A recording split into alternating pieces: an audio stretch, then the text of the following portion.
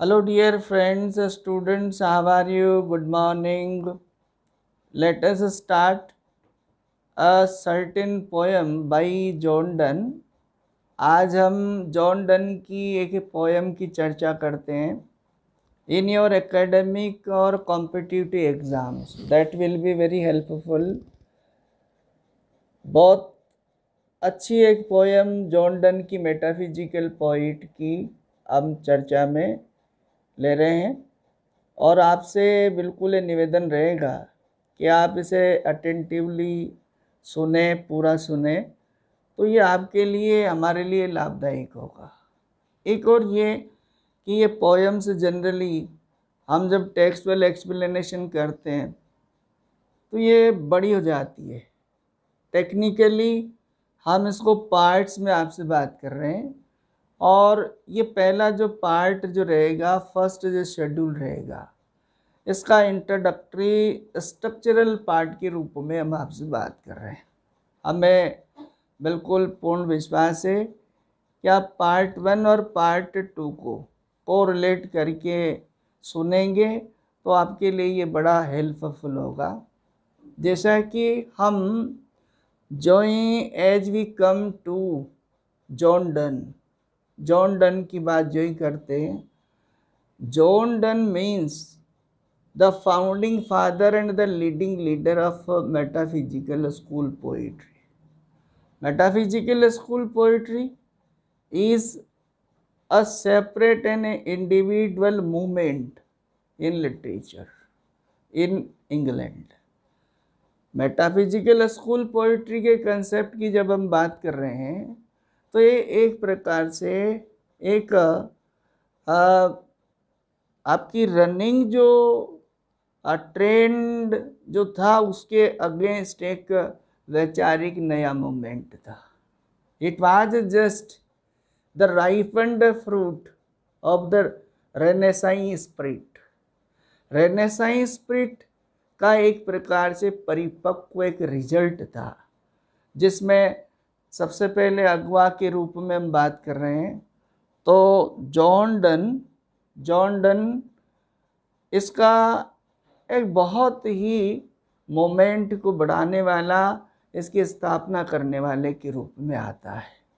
John Donne को यदि हम रिलेट टू एज तो उसका क्रोनोलॉजिकली जब बात आती है तो चूँकि born in 1571 and died in 1601, तो इस काल को हम जब लिटरेरी व्यू में जब देखते हैं, both Jacobean and Elizabethan age he shared and celebrated.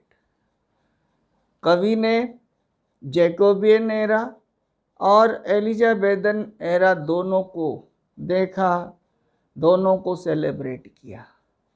और इसी के यानी क्रम में जैसा कि जो पोइट्री इन क्लासिकल एरा जो थी उसके विरुद्ध मेटाफिजिकल कंसेप्ट अपने आप में एक रिवॉल्यूशन है। मेटाफिजिकल कंसेप्ट सबसे पहले यदि हम बात करें तो जॉन डन की जो पोइट्री है, उस जॉन डन की पोइट्री के कंसेप्ट के बारे में इट वाज ड्राइडन वो remarked Donne affects too much metaphysics. ये ड्राइडन ने जॉन डन के लिए एक प्रकार से अपना व्यू रखा। Later on for the concept of this metaphysical school poetry it was Samuel Johnson ने भी इस तरह की टिप्पणी की कि मेटाफिजिकल पोइट्स और metaphysical school poetry affects metaphysically very metaphysically. इस कंसेप्ट को लेकर ये एक मूवमेंट जो चला जॉन डन के साथ, लेटर ऑन इस कंसेप्ट से बाद के कवि जो प्रभावित हुए, या हम यूँ कहें समझने के पर्पज़ से कॉम्पिटिटिव और हम लिटरेरी व्यू से जब समझें तो हम इसको यूँ समझ सकते हैं कि बाद के जो मेटाफिजिकल पोइट्स थे, या यूँ कहें when done paved the path of unique and innovated and very renewable concept as a metaphysical school poetry, who were the followers। तो इसके फॉलोअर्स कौन थे? तो हम जब फॉलोअर्स की बात करते हैं तो इसमें बहुत सारे यानी जो ऐसे कवि रहे जिन्होंने इस कंसेप्ट को यानी जो है जॉर्ज हर्बर्ट, हेनरी ओम, हम यदि बात करते हैं तो थॉमस कारियू, अब्राहम काउलई और आपके रॉबर्ट हेरिक, इस तरह के जो ये पोइट्स थे इनका भी कंसेप्ट यानी मेटाफिजिकल कंसेप्ट रहा।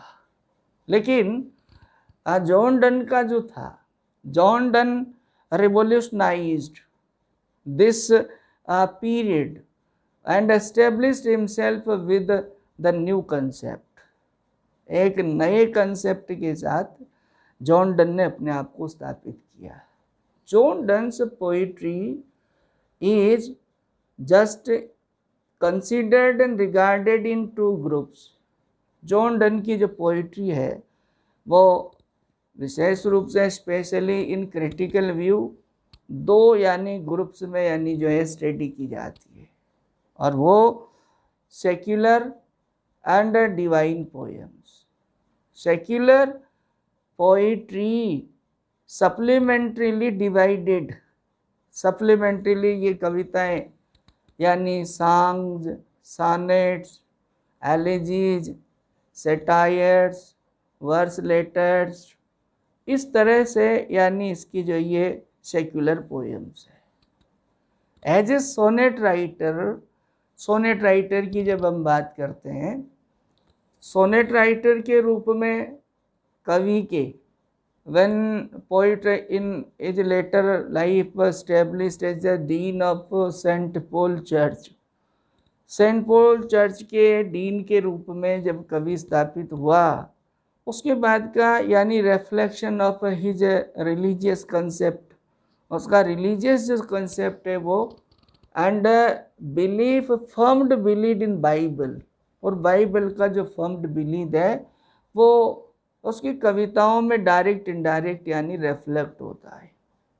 लेकिन ये नहीं कहा जाएगा कि जॉन डन ने अपना जो बिब्लिकल जो कंसेप्ट है वो उसने his biblical exposure existed in his poetry, ऐसा नहीं कहा जाएगा, because the age of 17th century he comes of, जिस युग का कवि था, itself the call of science, the concept of logic. ये युग अपने आप में साइंस का युग था, ये युग अपने आप में लॉजिकल युग था। इसमें because about the metaphysical poets it's a critical view point also that these were the learning swans and the whole endeavor was to interpret their learning। इनका इस मेटाफिजिकल स्कूल पोइट्री के जितने भी कवि थे उनका कंसेप्ट क्या रहा? ये रहा रेनेसा द लर्निंग। रेनेसा जो लर्निंग पीरियड था, various type learning, not only in the particular field, commerce, science and the social man and women behaviour, ये इस तरह की the tendency of the contemporary people, mass people and the various type problems of the society, ये सारी चीज़ें अपने तरीके से इस युग के, इस मूवमेंट के एंड स्पेशली जॉन डन, इन कवियों ने एस्टेब्लिश किए। हम यदि हमारे कोर्स की एक पर्टिकुलर की पोएम को जोड़कर बात कर रहे हैं, as a schedule 1 death be not proud, इसके माध्यम से यदि हम बात कर रहे हैं तो ये कविता पोइट के Holi sonnets and divine meditation volume, जिसमें होल 19 सोनेट्स, जिसमें 19 यानी जो पोएम्स का कलेक्शन है उसमें से ली गई है। And in the series of 19 sonnets और 19 पोएम्स, ये जो 19 पोएम का ये हॉली सोनेट्स नाम का जो वॉल्यूम है, इस वॉल्यूम में ये कविता डेथ बी नॉट प्राउड, ये कविता 10वें नंबर की कविता है, means 10th number in the series of 19। 19 कविताओं के यानी 10वें क्रम में ये कविता है। On the basis of the literary document के आधार पर हम बात करते हैं। This poem probably on the basis of the literary view, because one thing is to be remembered, एक हमेशा लिटरेचर में बात ध्यान रखनी पड़ेगी, स्पेशल अबाउट जॉन डन के यानी जो है मामले में, कि mostly John Donne's poems, John Donne की जो पोएम्स है वो पब्लिश्ड पोस्टमसली, ज़्यादातर यानी उसका जो लिटरेचर है उसके यानी जीवित रहते समय ज़्यादातर फोकस में नहीं आया, बाद में जो है प्रकाशित हुआ। और ये कविता जो है हम डेथ बी नॉट प्राउड, इसकी भी हम जहाँ बात करें, this poem was probably written in 1609, 1609 में ये रिटन लिखी गई, but it was published in 1633, और ये कविता 1633 में प्रकाशित हुई posthumously, because Donne died in 1601 and it was published in 1633, so it's very clear published posthumously, ये कविता पोस्टमसली प्रकाशित हुई। हमारे एकेडमिक स्कूलिंग कोर्सेज में यदि पोएम रहती है, यदि हमारे 3rd डिग्री कोर्सेज में रहती है, तो उस लेवल के जो बच्चों में ये रहती है तो उनको समझना भी ज़रूरी है। What does mean posthumously, posthumous means क्या, posthumous, and generally this question is asked in several exams, बहुत सी बार ये एग्जाम्स में भी पूछ लिया गया है। पोस्टमस मीन्स आफ्टर डेथ, ऐसा कोई यानी प्रकाशन, ऐसा कोई सम्मान जिसको यानी हम पोस्टमस कहें, that means after the creator और राइटर्स डेथ, राइटर की यानी मौत के बाद इसका प्रकाशन हुआ। और बड़ी अपने यानी जो है एप्रिसिएशन को इसने पाया, बहुत अच्छी थीमेटिकली हम बात जब करते हैं।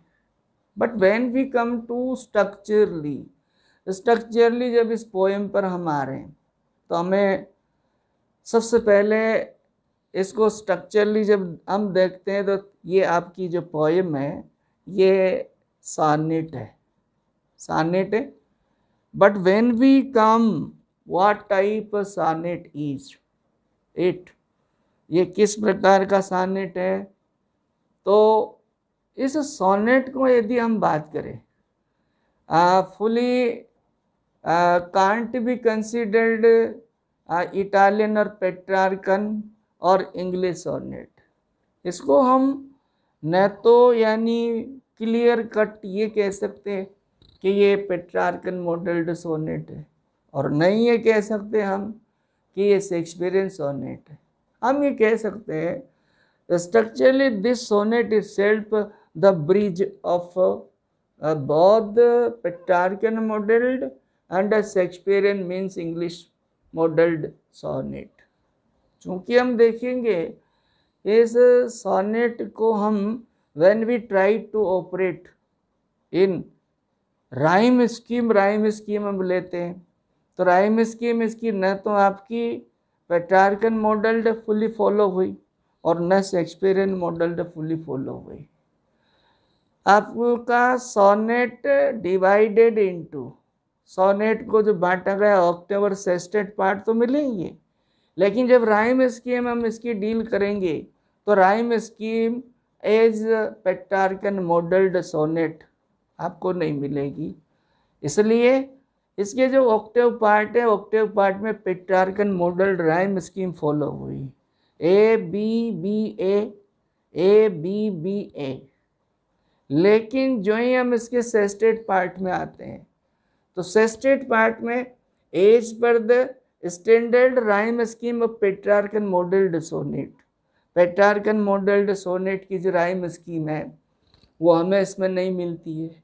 जो ही हम इसको आगे डील करते हैं सेस्टेट पार्ट में तो हमारी राइम स्कीम यानी CDC और हमारी ई यानी जो राइम स्कीम हो जाती है। इसलिए इस सोनेट के बारे में यही हम कहेंगे, इसमें यानी both types Petrarchan as well as English और शेक्सपियरियन पैटर्न यानी जो स्ट्रक्चरली इसमें हम आपकी इसकी करेक्टरिस्टिक्स पाते हैं। हम इसकी टेक्सचुअल की बात करेंगे तो इसमें आपको सबसे पहले जब थीमेटिकल हम बात कर रहे हैं इसका, थीमेटिकल चूँकि हमारा जो Donne as a metaphysical leading leader and the founding father, but one thing is also about him, he is regarded the monarch of conceit, conceit monarch in literature regarded माना जाता है। and metaphysical school poetry is especially known for the application of conceit, conceit के लिए जाना जाता है। When we try to operate and deal the metaphysical term, जब हम मेटाफिजिकल टर्म को ही डील करना स्टार्ट करते हैं the concept itself clear, अपने आप एक कंसेप्ट यानी हमें क्लियर लगता है। Metaphysical that is the compositional term, meta plus physic, meta means beyond and physic means the word, means a theory that is just beyond the world, means beyond the common phenomena, far-fetched ideology, ऐसा विचार, ऐसा काव्य, ऐसी कविता जिसमें सामान्य जो trend है, सामान्य जो रिवाज है, सामान्य जो सोच, उस सोच से, सामान्य ज्ञान से एक दूरस्थ कल्पना को शामिल किया जाना, जो कॉमन मास की अप्रोच से दूर है, ऐसे आइडियाज़ को हम कंसीट कहेंगे। इस कविता में ऐसा आपको हमें आइडिया मिलता है। डन का पोएम्स में विशेष रूप से जो डन को समझने के लिए बहुत ज़्यादा हमें मेंटल एक्सरसाइज की आवश्यकता रहती है और वो हर कविता में उसकी कन्वेंशनल यानी जो है स्टाइल हमें मिलती है। इस कविता में भी हम देखेंगे as if it were dramatic monologue, ये कविता ऐसी लगेगी कि जैसे ड्रामेटिक मोनोलॉग है, because the discussion, because the argument, poet argues with death, death that is a personified, death को पर्सोनिफाइड कर दिया और कवि को हम डेथ से आर्गुमेंट करते पाते हैं।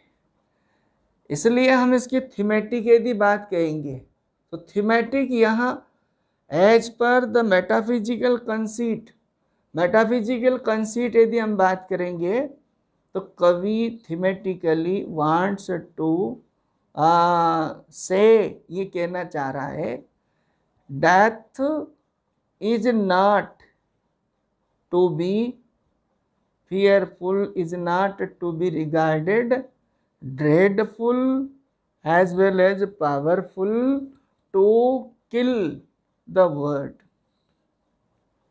In his own intellectual and logic concept, poet says to regard death dreadful, while on other hand when poet starts to think very logically and on the ground of Christianity, then he views it's not to be panic, it's not to be sorrowful about the death, having the concept of death, while death is delivery of the soul. Death is delivery of the soul. Death is the source of celebration. And death is not permanent. ये हम इसका thematical concept हम देखेंगे।